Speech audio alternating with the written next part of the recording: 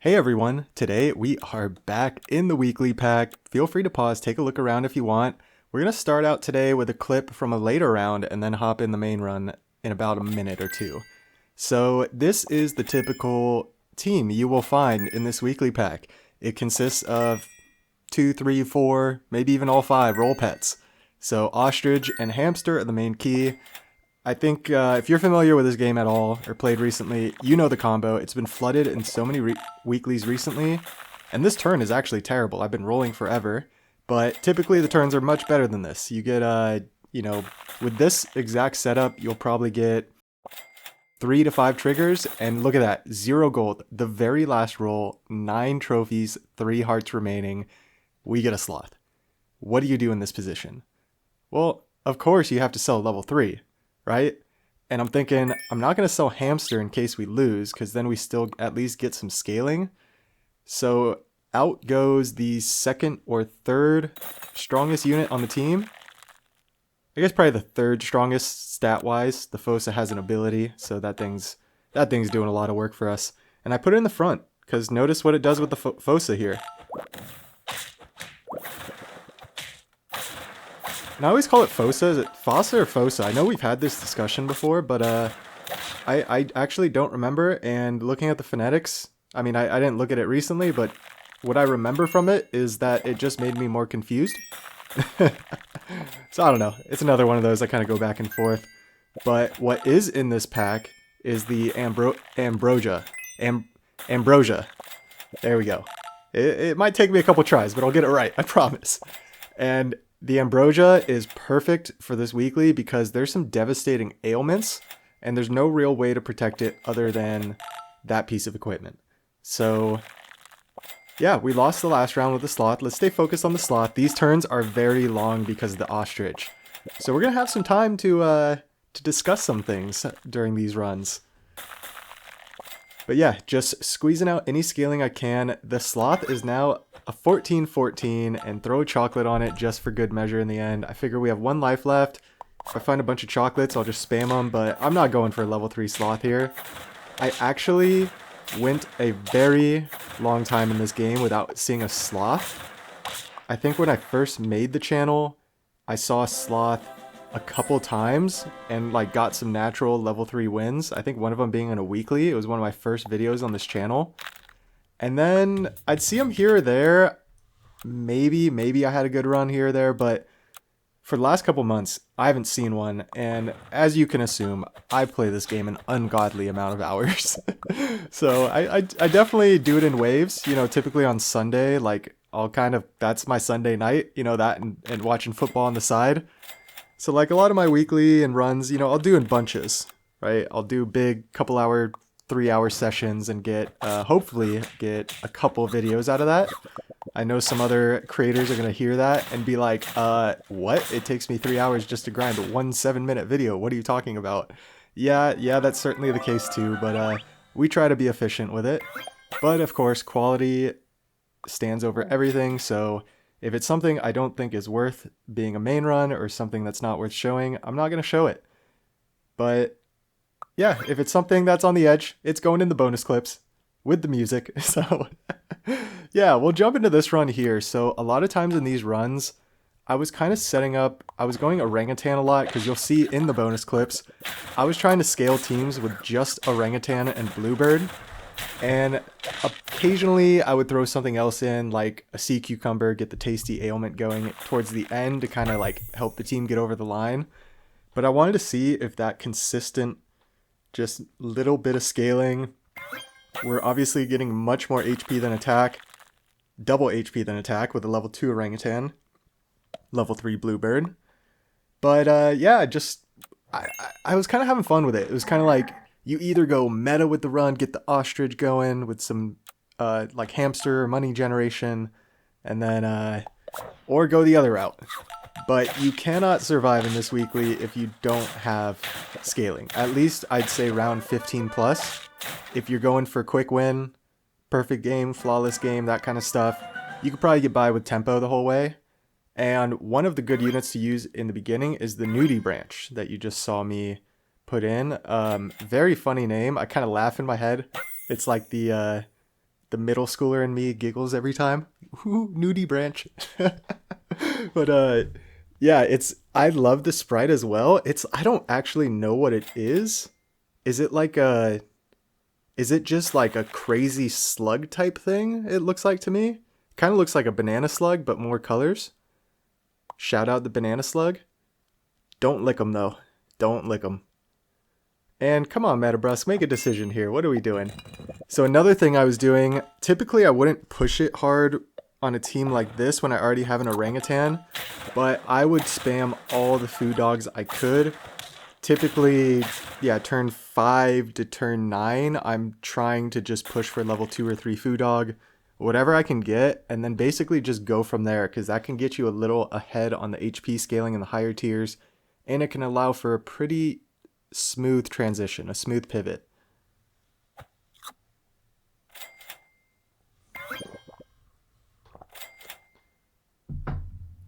So at this point, the team, I'm not really sure where I'm going with the team. And this is typical of a lot of weekly runs.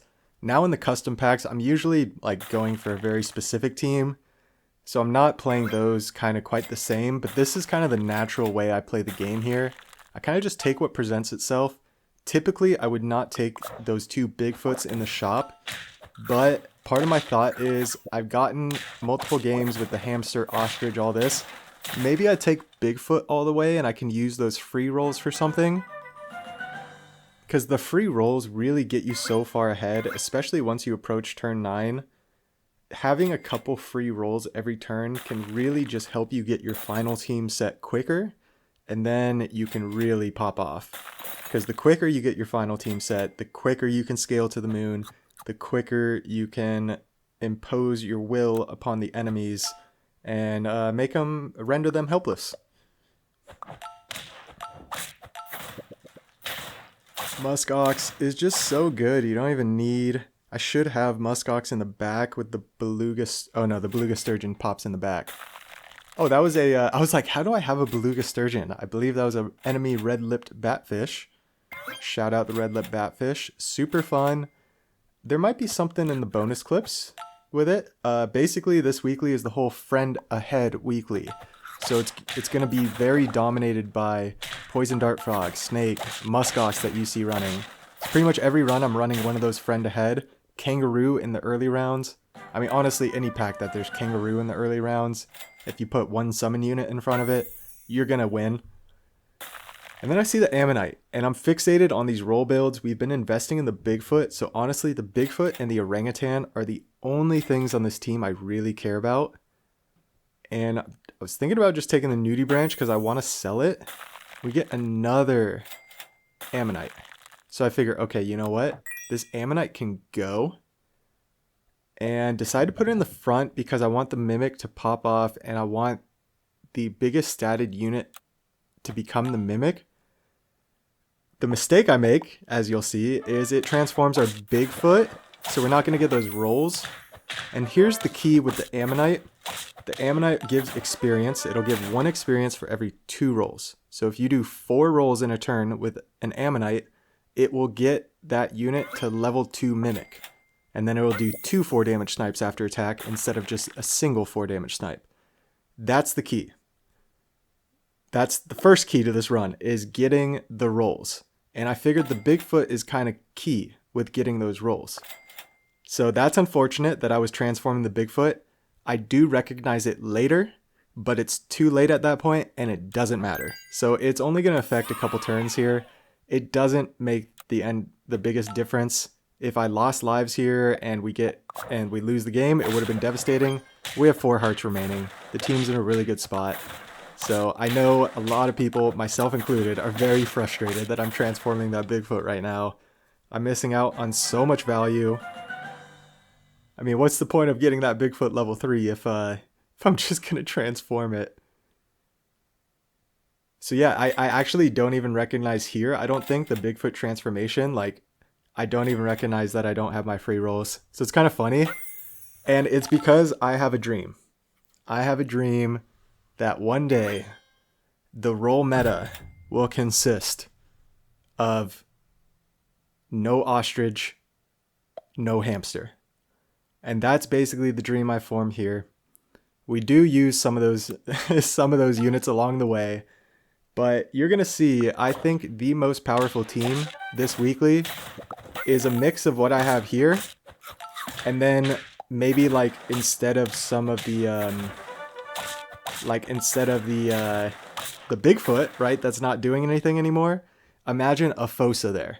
So at the start of battle, you're reducing the enemy stats, and then you transform into the mimics. But yeah, it's all about the Ammonite, stacking up the rolls, and the team spirit. The team spirit is the most crucial unit in this. And look, we're selling the whole team down except the Bigfoot. Keep the Bigfoot. Should probably sell the Bigfoot, but I kind of see the line here. So I decide to just go level 3 Ammonite, partially just to take the stats. And the hammerhead is the next key. So basically using the hammerhead shark instead of the hamster, instead of getting those 3 Bigfoot rolls. I think at that point, I just recognized that the Bigfoot's getting transformed. I'm not getting the free rolls. So it's kind of funny. I recognize it the turn that I bring Ostrich in. And I'm like, wait a minute, where's my rolls? Now that I'm paying attention to it. And I make another fatal error here. It doesn't matter because the mimics did not level up to level 2. But I transform the team spirit. So if you imagine the team spirit in the back, and if I have more rolls, we're about to witness glory. And this is what I think is the strongest team in this weekly pack. I'm sure theoretically something could beat it, but I'm not backing down from this for now. It's pretty ridiculous. I did not think. Yeah, I kind of walked into this. You can see I'm trying to figure it all out. I'm counting the rolls. So we have 4 rolls right there, so I could throw food. And that's what I do.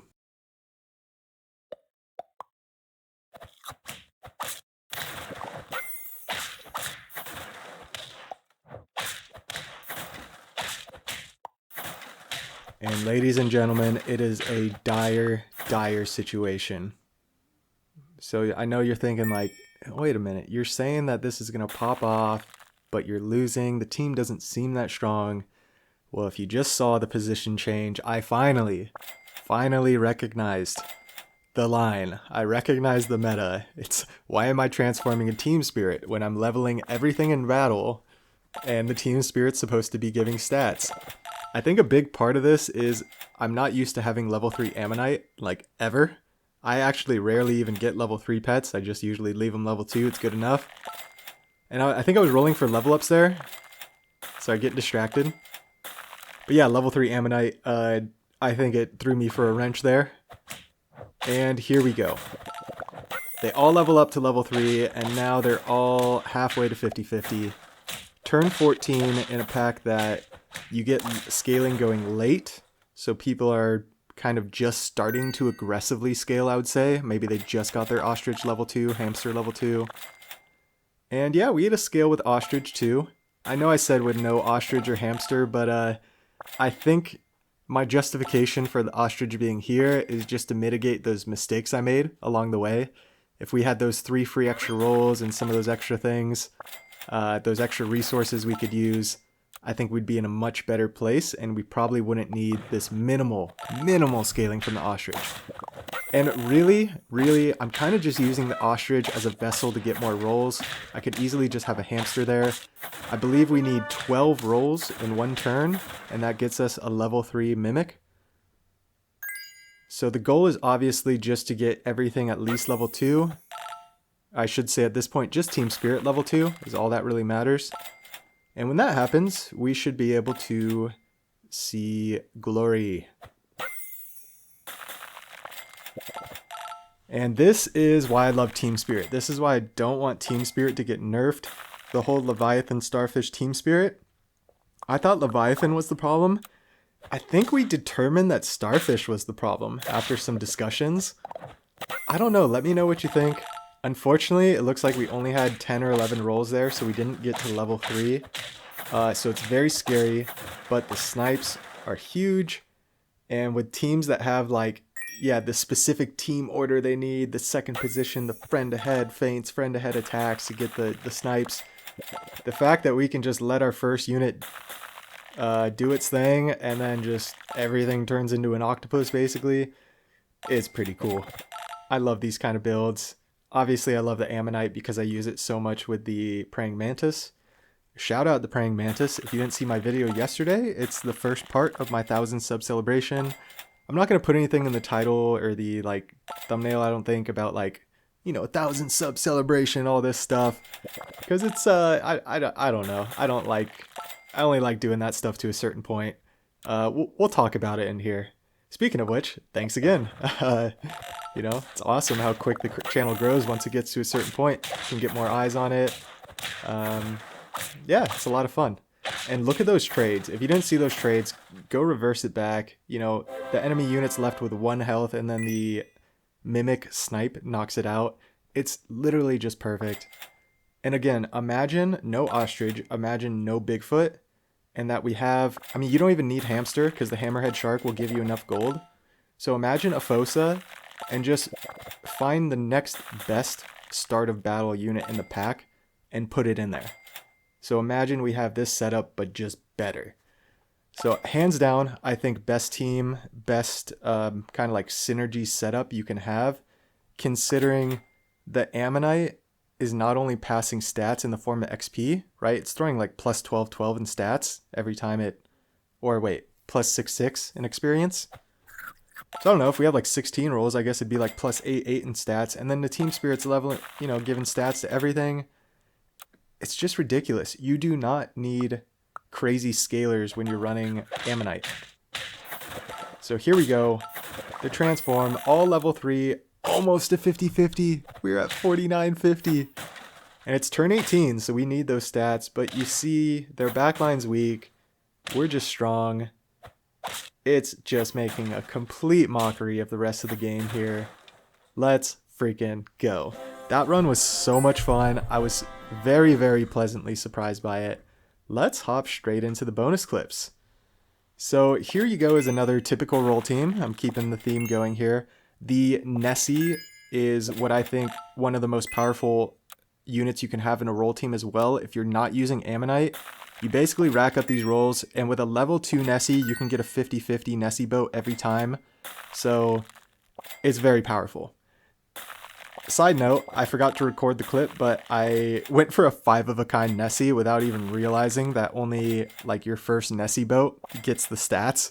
So I had like 4 Nessies in. I made a big pivot, put 4 Nessies in, and did like 20 rolls, and I was like, this is gonna be crazy. And yeah, all the second, third, and fourth boat that spawned were all like 3-3s, and I was like, what's happening? So a typical Metabrusque mistake of just a bad weed. I mean, bad reading.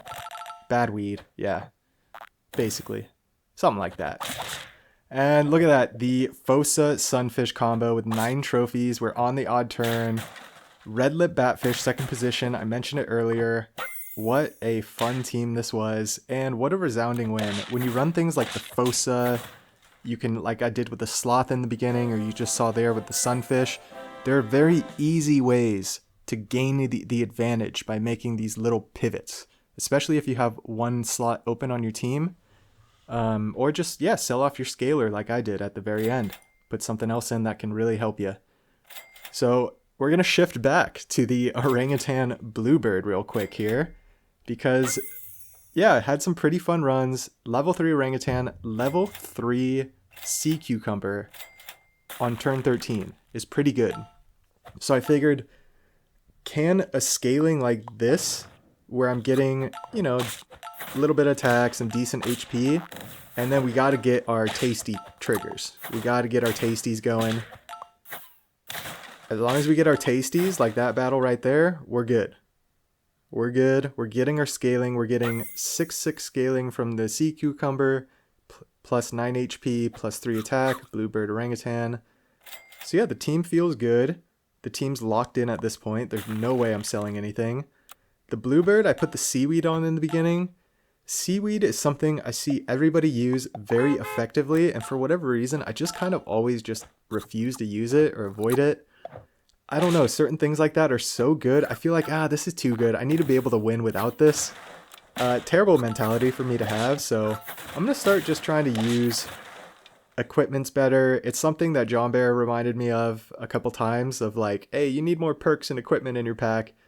So something I want to do, and on that note, my 1,000 sub coconut video yesterday was it's going to be a new theme run where I have kind of a couple of videos on the whole coconut theme or kind of new methods that I've learned since creating this channel on how to use coconuts. And I'm looking for other kind of themes to base videos around. So a simple one would be like the new peanuts, right? Which I'm obviously going to do that. My goal with that is to essentially make new peanuts like old peanuts. So what combination of pets and perks can I use to essentially make old peanuts very similar to new peanuts? And if you know this game well, you probably know what pets that's going to include right away. But yeah, if you have any themes, any perks, like a while ago somebody was like, hey, I think churro would have been perfect in this build, and it worked out perfect. And then I've been looking for other ways to use churro ever since. I had a couple decent ones, but nothing too great. But something like that. So if you want to see something, you have something in mind, let me know in the comments. And yeah, you see here, Wildebeest run. Wildebeest super powerful. We're going to be riding off in the sunset pretty quick. So if you hung around this long, I really do appreciate it. Feel free to like, comment, subscribe. I can't believe we're here, but we are. And actually, today's Christmas. Merry Christmas. Sorry, I don't really do anything special on the holiday videos just because I'm not sure what days everything's going to come out. So Merry Christmas, Happy Holidays to everybody. If you don't celebrate Christmas, I apologize. Happy Holidays. And let's see what the last run is here before we ride into the sunset. Of course, it's double orangutan. I'm stuck on this orangutan thing. I think they're so much fun. I've done a lot of orangutan shenanigans in the past, and this one is similar to last week. It is the orangutan with the melon slice with the blue-footed booby. So I hope you enjoy. As always, have a fantastic day. We'll catch you in the next one.